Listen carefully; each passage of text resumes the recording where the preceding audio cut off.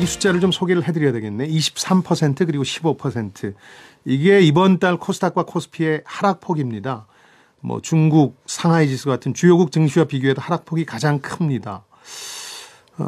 오늘은 뭐 우리 증시 오르고 내리는 시황 얘기 말고요. 청취자 여러분이 많이 제기하는 우리 증시의 구조적인 문제를 좀 들여다보겠습니다. 미국이나 글로벌 증시가 기침을 하면 왜 우리는 지금 독감을 알아야 하는가? 키움증권의 홍춘욱 이코노미스트와 전화 인터뷰 진행해 보겠습니다. 홍 선생님 안녕하세요. 네, 안녕하세요. 네.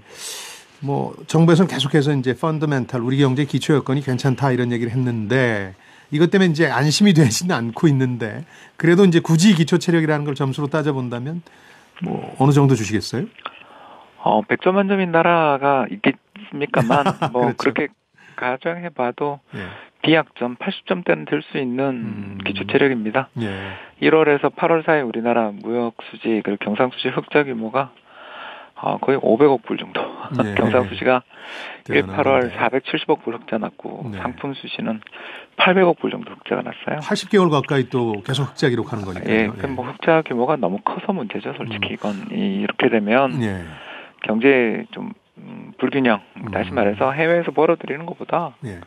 우리 국내에서 소비가 너무 약하다라는 걸 의미합니다.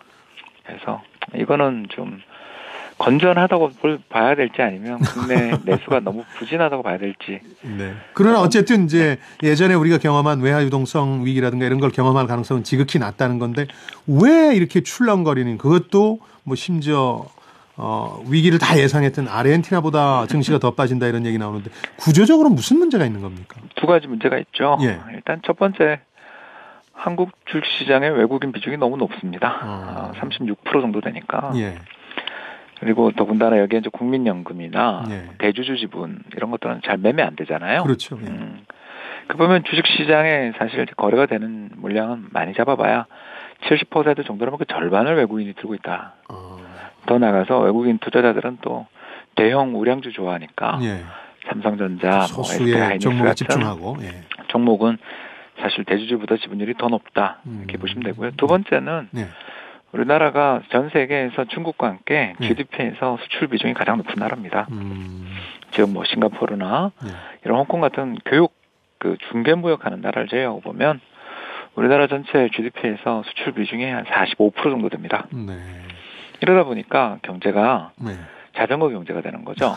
그러니까 앞에 바뀌는 주식시장에서 외국인, 뒤에 바뀌는 이제 수출. 그러니까 이번에 주가 빠진 것도 외국인이 뭐 어마어마하게 팔았던 것도 가장 직접적인 이유입니다만, 그렇죠. 예. 뭐 그거보다 예. 사실은 이제 근데 우리나라 시장 시가총액 규모가 2,000조 가까이 되는데 예. 외국인 4조 팔았다고 그렇게 빠지는 건 좀 이상하죠. 과했죠. 예. 그게 결국 무역 전쟁이 끝없이 이어지는 가운데 예. 미국만 경기가 살아 있는데 예. 미국도 미국 중앙은행 금리 인상 때문에 나빠지는 거 아니냐? 그러면 이제 뒷바퀴도 어려워지는 거 아니냐? 그렇습니다. 근데 그 아까 외국인들 얘기를 해주셨으니까 이제 개방돼 있는 데서 외국인들 들어오는 건 쉽게 하고 빠져나가는 건 어렵게 할 수도 없고 이거 어떻게 해야 됩니까? 뭐 두 가지밖에 없죠. 예. 하나는 일단 우리나라에 들어와 있는 외국인 투자자들에게 어떻게든 좀 장기 투자자들 그러니까 쉽게 얘기해서 샀다 팔았다 하지 않게 예, 그런 투자자들이 아닌 예. 좀 뭐 연기금들이 들어올 수 있게 국부 펀드나 연기금들이 들어올 수 있게 좀 유인을 하는 게 하나 필요하죠. 네. 근데 이제 저도 국민연금 다니다 왔습니다만 이런 장기적인 투자를 하는 연기금들에게 정말 중요한 잣대가 하나 있습니다. 네. 그게 바로 배당입니다. 배당이 워낙 낮으니까 우리가. 그러니까 특히 대부분의 나라 마찬가지입니다만 예. 연기금들은 배당의 세금을 거의 안 내는 그런 특례를 장기 보유 이런 거에 대한 공제를 받습니다. 네. 그러다 보니까 연기금들은 배당을 받으면 이걸 세금 내기보다 재투자를 또 해요. 그래서 장기 투자의 어떤 기반을 마련해 줄 수 있는데 이런 부분에 있어서 우리나라가 배당 수익률이 세계에서 제일 낮고요. 예. 더 나아가서 과거에 있었던 여러 가지 그 배당 관련된 세제 특례들 기억나시죠? 그렇죠. 그런데 작년에 없어졌잖아요. 예. 이러면서 이 장기 투자자를 끌어들일 기반을 좀 만들었다. 그리고 두 번째가 이제 더 중요한 게 우리 국내 투자자들의 이 비중을 늘려나가는 것도 더 중요하잖아요. 네네. 그런데 이제 국민연금이 벌써 6% 이상 들고 있는데 그걸 더 사달라 그러는 건 너무 과하고 예. 결국은 이제 국내 개인, 기관 투자자들의 지분을 높여나가는 방향을 잡아야 되는데 이때 이제 우리가 또 한번 고민해 볼 수 있는 부분들이 미국의 퇴직연금 계좌 401k라고 불리는 네. 이런 여러 가지 계좌들의 존재이 뭐냐면 예. 그때 이제 세금 많이 낼 때 젊어서는 세금 많이 내잖아요. 그렇죠. 소득이 높으니까 그때 고소득으로 이 사람들이 돈을 벌 때 그때 그 돈을 퇴직연금 계좌나 주식이나 이런 데 장기 투자하면 그걸 과세 이연을 시켜줍니다. 그런 그러니까 세제 혜택을 없구나. 주는 거죠. 네. 당장 안 팔면. 네. 적립하는 투자자들에겐. 그런 식으로 해서 이 투자 기반을 만들어 놓으면 주식시장은 뭐 우여곡절은 있지만 네. 그래도 외환위기 때 280포인트이던 게 지금 많이 빠졌다 해도 2000이잖아요. 네. 그만큼 우상향할 가능성이 높은 자산에 또 아까 말씀드린 배당까지 혹시 가세하면 네. 장기 투자의 기반을 만들어줄 수 있죠. 그렇기 그런 때문에 이제 안정성을 위한 기반이 우리가 좀 부족하다 이런 말씀이신데. 예, 주가가 막 급등할 때는 별로 안 필요 없죠. 사실은. 네. 이게 이제 나쁜 일이 벌어질 때 그런 생각이 나는 거죠. 비슷하게 해줄 수 있다. 네. 근데 저희 청취자 여러분들은 아무래도 이제 개인 투자자들이고 피해를 많이 보셨기 때문에 외국인 투자자에 대해서 이 공매도 부분에 대한 비대칭성의 문제를 거론하는 분들이 많거든요. 공매도 많이 해서 떨어진다 이런 의식들도 많고 그러다 보니까 그쪽도 막아주든지 아니면 개인한테도 공매도를 허용하든지 뭐 둘 중 하나의 선택을 해달라는 건데 비대칭적이니까 이건 어떻게 봐야 됩니까? 네, 사실 외국인에게 그걸 막는다는 건 불안하죠. 현실적으로 굉장히 어려운 선택입니다. 네. 왜 그러냐? 간단하게 말씀드려서 예.